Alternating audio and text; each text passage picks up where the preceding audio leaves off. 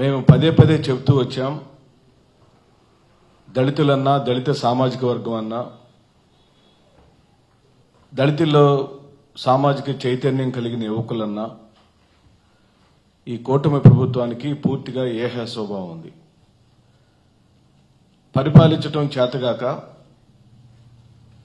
తప్పుడు ప్రచారం సామాజిక మాధ్యమాల్లో తప్పుడు ప్రచారం చేసుకుంటున్న స్థానిక ఎమ్మెల్యే యొక్క ప్రచారాలను కేవలం సాగరు ఉన్న వాస్తవ పరిస్థితిని తన ఫేస్బుక్ అకౌంట్లో పెట్టాడు. పెట్టిన ఫేస్బుక్ అకౌంట్లో తాను పోస్ట్ చేసింది ఇది: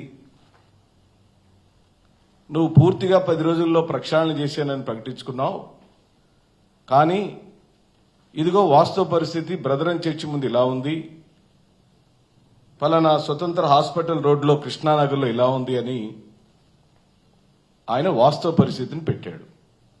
దీనిలో ఏం తప్పు ఉంది? సాగర్ చేసిన నేరం ఏమిటి? మీ తప్పును ఎత్తి చూపటమా? మీరు తప్పుడు ప్రచారాలు చేసుకుంటుంటే ఇది తప్పు అని ప్రజలకు అవగాహన కల్పించటమా?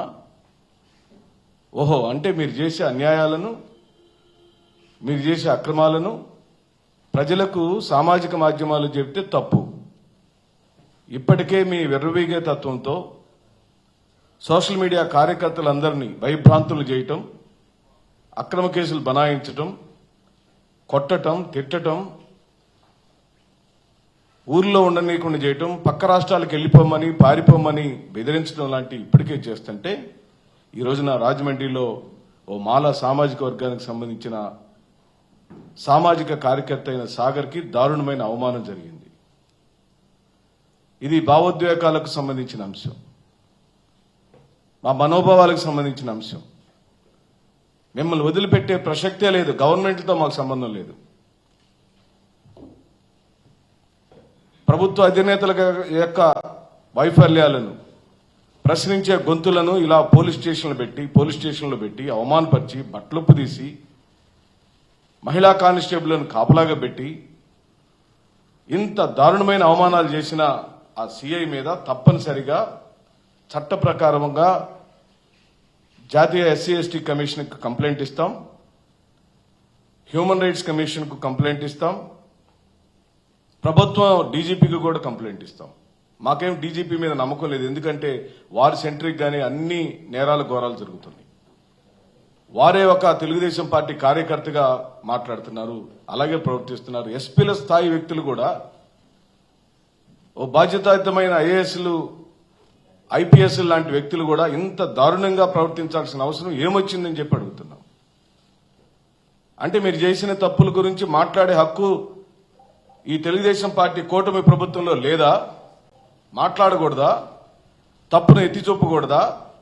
మరి మీరు ఆ రోజున వైఎస్ఆర్ కాంగ్రెస్ పార్టీ అధికారంలో ఉన్నప్పుడు, శ్రీ జగన్మోహన్ రెడ్డి గారు ముఖ్యమంత్రిగా ఉండినప్పుడు రోడ్లు బాగలేవని, రోడ్లు గుంతలుగా ఉన్నాయని, రోడ్లు వేయమని రోడ్ల మీద మీ కార్యకర్తలు కూడా పడుకున్నారు కదా అడ్డంగా.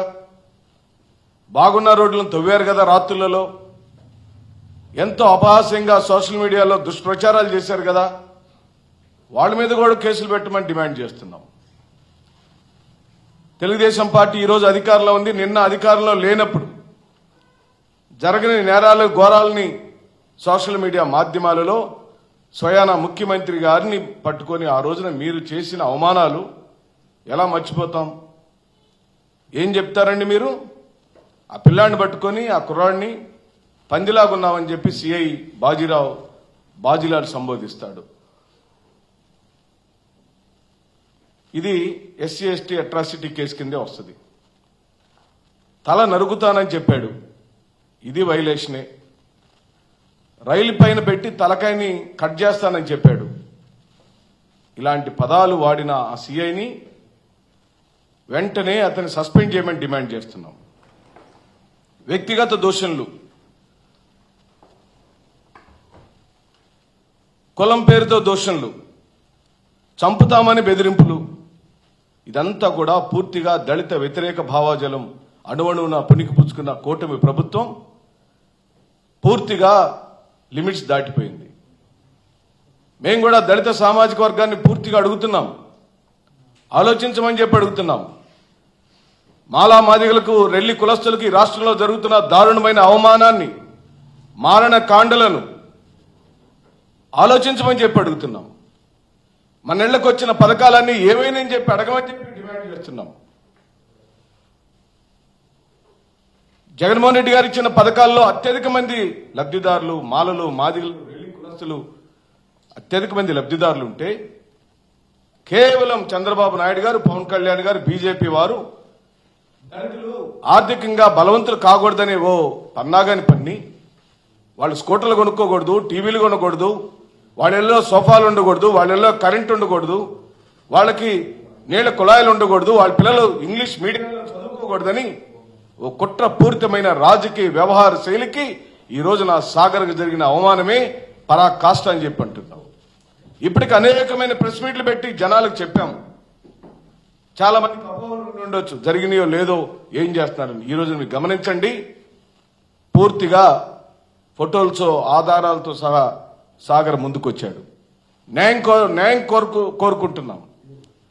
బాబాసాహెబ్ అంబేద్కర్ రాసిన రాజ్యాంగంలోని ప్రాథమిక హక్కులైన మాట్లాడే హక్కు, జీవించే హక్కు, భావ ప్రకటన స్వేచ్ఛ హక్కు ఎందుకు హరించిపోతుంది ఈ రాష్ట్రంలో ఆలోచించమని చెప్పి అడుగుతున్నాం. విఘ్నులైన వాళ్ళందరినీ అడుగుతున్నాం, దళిత సామాజిక వర్గాలని అడుగుతున్నాం. తెలుగుదేశం పార్టీ కూటమి ప్రభుత్వంలో ఉన్న దళిత నాయకులారా ఆలోచించమని చెప్పి అడుగుతున్నాం. మీరు నమ్మిన నాయకులు, మీరు అనుసరిస్తున్న నాయకులు, మీరు ఓట్లేమని గ్రామాల్లో అడిగిన నాయకులు ఈ రోజు నా సాగర్ మీద జరిగిన దారుణమైన అవమానానికి సమాధానం ఎవరు చెబుతారో ముందుకు రమ్మని చెప్పి అడుగుతున్నాం. ఆ సాగర్ని తీసుకొని తప్పనిసరిగా చేయాల్సిన ఉద్యమాన్ని తప్పనిసరిగా ప్రజా ఉద్యమం చేస్తాం. దళిత సామాజిక వర్గంలో అవగాహన కల్పిస్తాం. మాలా మాదిగ రెల్లి కులస్తులకు జరుగుతున్న దారుణమైన అవమానాన్ని తెలుగుదేశం పార్టీ చంద్రబాబు నాయుడు చేస్తున్న ఈ దారుణ మారణ కాండాలకు పులి స్టాప్ పడాలని, దళిత నాయకత్వాలు ఆలోచించాలని, మేధావులు ఆలోచించాలని, వ్యాస రచన చేసే వాళ్ళు ఆలోచించాలని, మీడియా సోదరులు ఆలోచించమని చెప్పి సవినయంగా కోరుతూ సెలవు తీసుకుంటున్నాను. అలాగే దళిత సామాజిక వర్గానికి సంబంధించిన సునీల్ గారి మీద ఓ రాజకీయ కుట్ర జరుగుతుంది. పారిపోయాడని, ఆయన ఎవరికో బినామీ అని, ఆ వ్యాపారం ఈ వ్యాపారం చేస్తున్నారని పెద్ద కులాల్లో పుట్టిన రాజకీయ నాయకులు పదే పదే సునీల్ గారిని సిఐడి ఆఫీసర్గా పనిచేసి అత్యున్నతమైన స్థాయికి వెళ్లిన ఓ సిఐడి స్థాయి అధికారిని భయభ్రాంతులు చేస్తున్నారే. నిన్నేమో అన్యాయంగా విజయపాల్ గారిని కేసుల్లో ఇరికిచ్చి డ్యూటీలు చేయటం కూడా నేరమేనా ఈ రాష్ట్రంలో అని చెప్పి అడుగుతున్నాం. నన్ను కొట్టారని రఘురామకృష్ణరాజు గారిని చెప్తే మీరు ఈరోజు మరి విజయపాల్ గారి స్థాయి నాయకులను అరెస్ట్ చేశారు కదా. ఇదిగో ఈ పిల్లాడి ఇప్పుడు వచ్చి పాల్ గారు ఏ సిఐ కొట్టాడని చెబుతున్నాడో, ఏ ఎమ్మెల్యే ఆ పిల్లగాడిని కొట్టించే దారుణమైన హింస చేశాడో ఆ ఎస్ఐని సిఐని అరెస్ట్ చేయాలి. స్థానిక ఎమ్మెల్యే మీద ఎస్సీ ఎస్టీ అట్రాసిటీ కేసు పెట్టాలి. సిఐ మీద కూడా ఎస్సీ ఎస్టీ అట్రాసిటీ కేసు పెట్టి తీరాలి. ఇది మా డిమాండ్ అని చెప్పి అంటున్నాం. మీరు గనక ఈ పని చేయకపోతే మీరు పూర్తిగా దళిత వ్యతిరేక ప్రభుత్వం అని, మీరు దళిత వ్యతిరేకులని, మీకు మానవత్వం లేదని, కేవలం దళిత సామాజిక వర్గాలను ఓట్ బ్యాంక్ రాజకీయానికి వాడుకుంటున్నారని మేము నమ్మాం. పూర్తిగా ప్రజలు కూడా నమ్మేటట్టు చేస్తామని మిమ్మల్ని మాత్రం వదిలిపెట్టే ప్రసక్తి లేదు.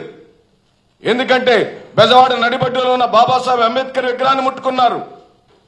దానిపైన వైఎస్ జగన్మోహన్ రెడ్డి గారి పేరు తొలగించడం పేరుతో మీరు బూట్ల కాళ్ళతో ఎక్కారు. వాటన్నిటి సంగతిని కూడా అతి త్వరలో చూస్తామని చెబుతూ మరి సంజయ్ గారిని కూడా అలాగే ఇబ్బంది పెట్టారు. అంటే ముగ్గురు, ఓ సునీల్ గారు, సంజయ్ గారు, విజయపాల్ గారు, ముగ్గురు కూడా దళిత సామాజిక వర్గానికి సంబంధించిన అత్యున్నతమైన స్థాయికి వెళ్ళిన ఆఫీసర్లను కూడా మీరు వదలకుండా ఆఫీసర్లతో పాటు సామాన్యమైన సామాజిక కార్యకర్తలను ఈ విధంగా భయపెట్టడం, బాధ పెట్టడం, అవమానపరచడం మీకు తగదని వెంటనే ఆపేయమని, అలాగే కఠినమైన చర్యలు తీసుకోమని డిమాండ్ చేస్తూ సెలవు.